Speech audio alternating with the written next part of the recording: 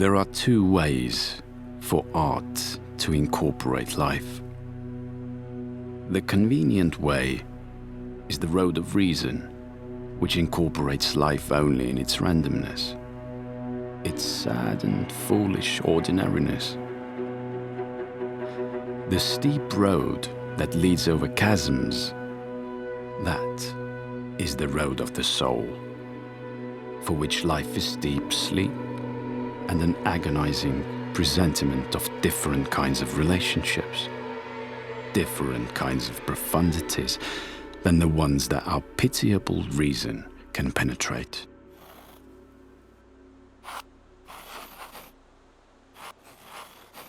See säilinud tsitaat minu meelest väga hästi viitab ja selgitab, millele ta ise mõtles oma elu ajal või mida ta nagu oluliseks pidas kunstis. Ja et kui inimene räägib hingest, et tõenäoliselt ta ei eelda, et see hing kuidagi täiesti irdne nagu on, vaid ta sisaldab mingisugust teatava annuse, mingit sellist nagu mingi müsteeriumi adumist või mingis mõttes nagu selline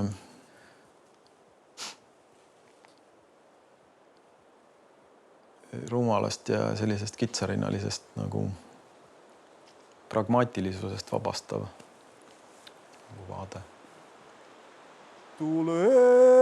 Tule sõsar sa mäe päälin.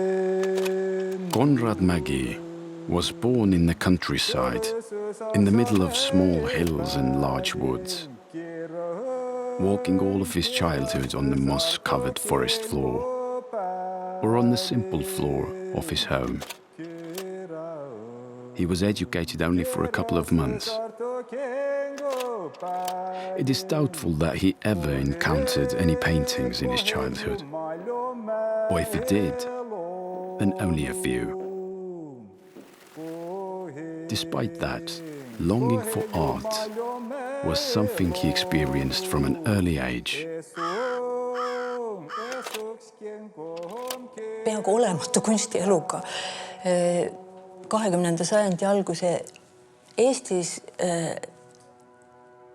soovitakse saada kunstnikuks. No kuidas üldse kunstnikuks või miks üldse kunstnikuks soovitakse saada? See on mulle jäänud täielikuks mõistatuseks, kuidas üks maapoiss võtab pähe kunstnikuks hakata. No ma ei näe tõesti selle püüdluse taga nagu mitte midagi muud kui lihtsalt niisugust vastupandamatut enese teostamise soovi just kunsti kaudu. Euroopa jaoks oli Eesti 20. alguses üks ebaoluline Venemaa provints, samas kui Eesti jaoks Euroopa oli üks majakas, mis suunas valikuid ja mis pani inimesi liikuma selle majaka suunas.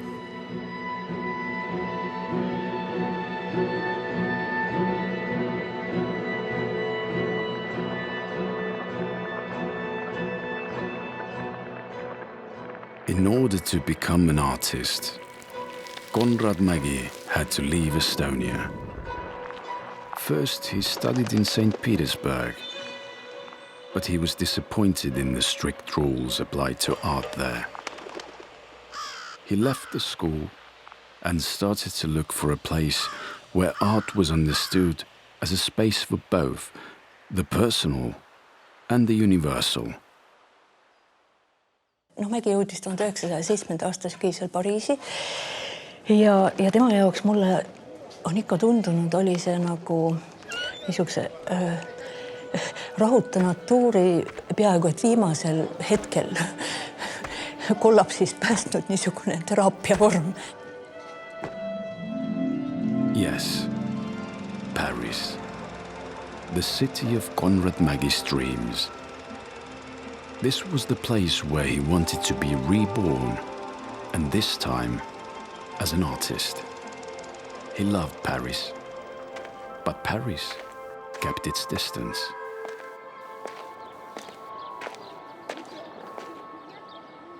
tänapäevani osata täpselt öelda, mida see Mägi seal Pariisis tegi. Raha tal ei olnud. Kui tema kunsti vaadata, siis ta põhiliselt vist õppis silmadega, et ta käis väga palju näitustel ja muuseumites ja jälgis seda kunstielu. Aga me teame, et Mägi ei püüdnudki esineda Pariisis. Mitmed aeg-ajalt esinesid salongides, aga Mägi läheb ära Norrasse.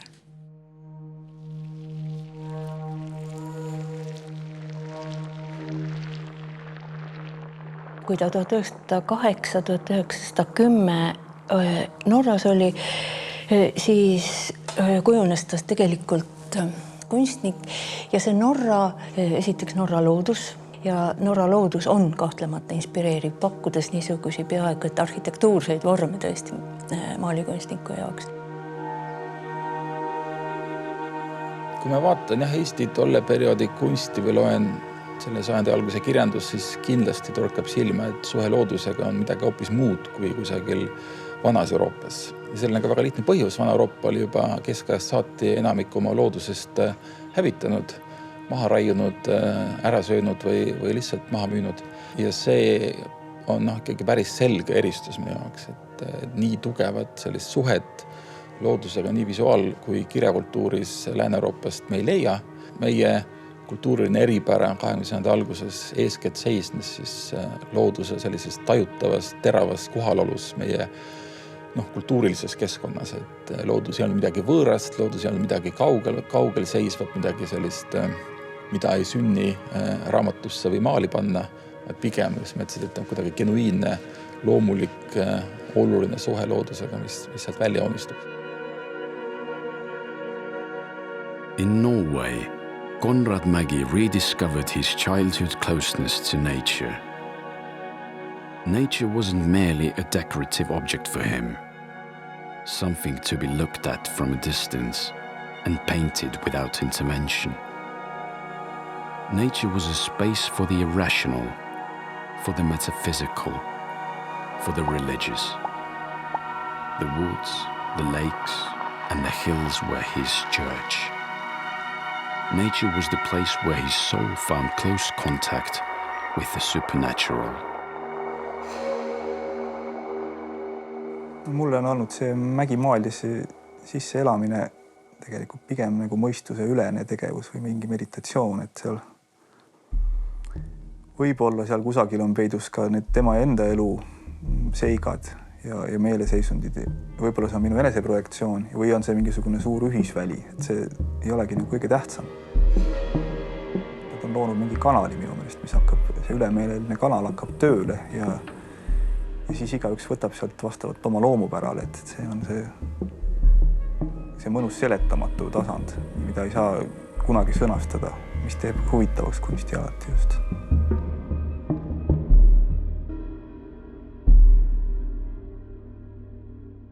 Norra perioodil tegeles ta väga palju ju ka täppimistehnikaga ja oli mõjutatud neoimpressionismist ja selles mõttes nagu me võiksime teda pidada ka Georges Seurat järeltulijaks. Või vähemalt tema loomingust sai ta kindlasti inspiratsiooni. Seurat teatavasti ju oli üks niisugustest impressionismi järgsetest kunstnikest, kelle loomingus oli väga oluline osa tasakaalul ja harmoonial ja tema oli see, kes tõi moodsesse kunsti uuesti tagasi selle klassikalise harmoonial ja tasakaalul põhineva ilu ideaali, see horisontaalsete, vertikaalsete ja kaldjoonte nii-ütelda dünaamika ja see on kindlasti jälgitav ka just nimelt see tasakaalu ihalus ja tasakaalu otsimine lisaks täppimistehnikale on kindlasti tulnud ka Seurat kaudu. Aga kui me vaatame Seurat ja kogu seda pointilistlikku ladina seltskonda, siis Mägi väga tõsiselt erineb neist, sest tema värvipunktidel puudub igasugune korrastatus. Ta ei pane korrapäraseid punkte üksteise kõrval, et siis üles ehitada mingi visuaalne keel. Ta paneb punkte suurelt ja väga anarhiliselt ja väga ekstaatiliselt, nii et ta on nagu mingi šamaan või nagu mingi loes või kuidagi niisugust kohalikku niisugust nõia käekirja on tal.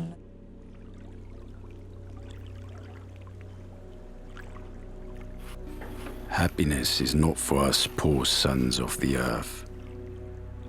For us, art is the only way out.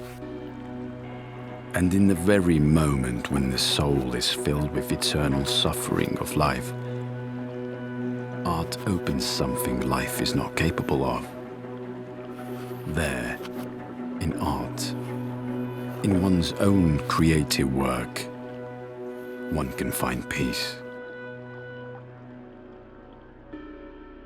Mu meelest kunstil kõige paremal juhul võib olla selline toime või omadus, et ta nagu kondenseerib mingisuguse inimese tunnetuse kuidagiviisi sellise individuaalse kogemuse. Kondenseerib ära ja siis et kunst võib seda nagu vahendada. Et sul on võimalus kohtuda teise inimesega võib-olla mingis mõttes vähemalt kõige intensiivsemal moel, eks. Ja kõige intiimsemal moel. Et sa tunned võib-olla ära midagi. Ootamatult.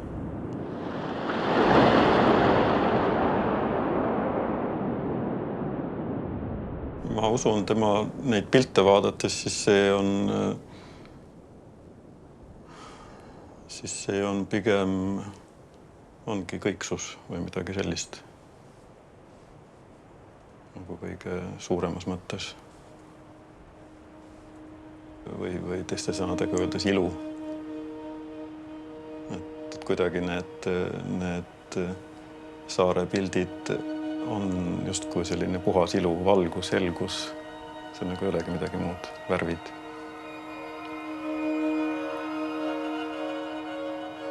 There is no Konrad Mägi outside of colors. Colors are what his paintings are about. Intensive, powerful, often distant from the objects they are depicting, creating their own space and expressing their own inner mystery. Kui me räägime ilust kui niisugusest, siis me juba olemegi metafüüsika vallas tegelikult. No mis ilu on, ta ei ole olemas. Aga ometi tegelikult seda vähemalt kõik kunstnikud taga ajavad lõppude lõpuks. Ja ta, ilu üks omadusi on ju see, et ta ei anna ennast kätte. Kade. Aga see on juba teoloogia, kui me niimoodi räägime. Me räägime millegi omadustest, mida ei saa käega katsuda ega ka silmaga näha, mis mõttes ilu, kus ta on, kes.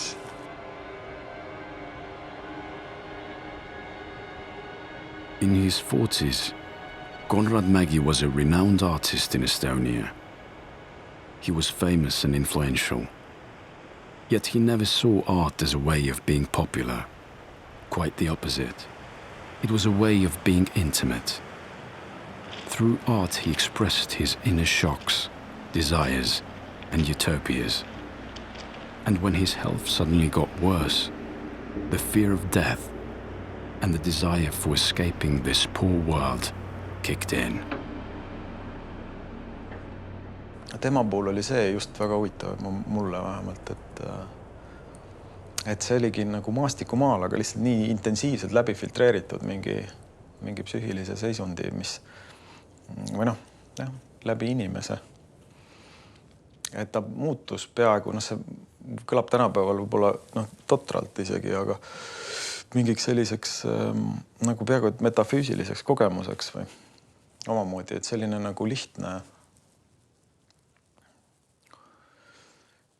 asi nagu maastikumaal võib seda nagu teha. Et sellest hetkest või mul kuidagi hakkas tunduma, et tõesti, et et ta ei ole mitte ainult nagu hea kunstnik, aga nagu erakordne mingis mõttes. Et on nagu millelegi hästi olulisele nagu pihta saanud.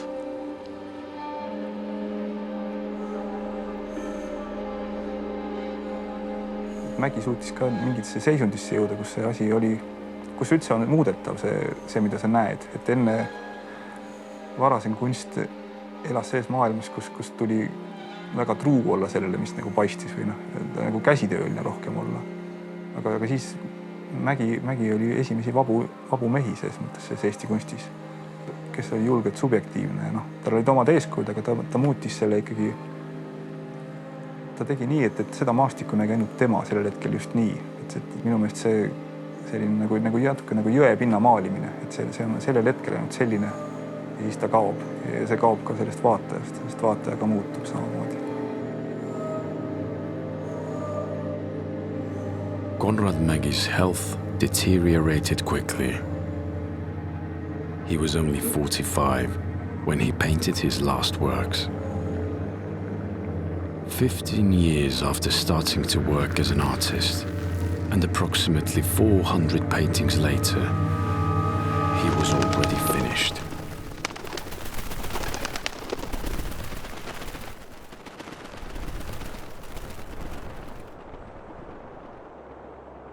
Ta ei saanud teisiti, kui pidi maalima. Et maalimine oli tema jaoks ikkagi hädavajalik eksisteerimise viis. Et kõik käis ju praktiliselt selle kaudu. Kõik käis ju selle kaudu tema elus, mulle tundub. Kogu inimeksistentsi ja elu mõõtmise ja mõtestamise vorm oli see ju tema jaoks, ja kõiksuse mõtestamise vorm tegelikult või inimkeelde tõlgendamise vorm. Et mulle see inimeseks olemine, mitte ainult kunstnikuks olemine, vaid mulle tundub ka, et see inimeseks olemine, et see maalimine ja kunst ja oma suhteid ta tegelikult klaariski kogu selle maailmaga, just nimelt kunsti kaudu, et ta nagu õieti muuks ei olnudki nagu nii hästi suuteline. Ja kas ta ka tahtis, ega ma seda ei tea. Ja seda veel intensiivne nagu loominguline eksisteerimine, vähemalt esialgu, kui tervis seda lubas, ei saa jääda tagasilöökideta tervisel. Et see lihtsalt selline elamise intensiivsus murendab inimest, murendab tema füüsist ja tavaliselt vaim ja ka Mägi puhul vaim pidas kauem vastu, aga füüsist küll. See oli kõik tema jaoks. Mulle tundub olulisem asi.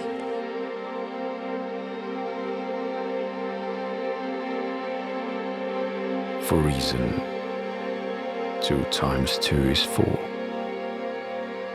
But for the soul, it could be 1,000,000. Since it doesn't know intervals in time or space. For the soul, there exists a nature of things that is free of objects and space, and is beyond time.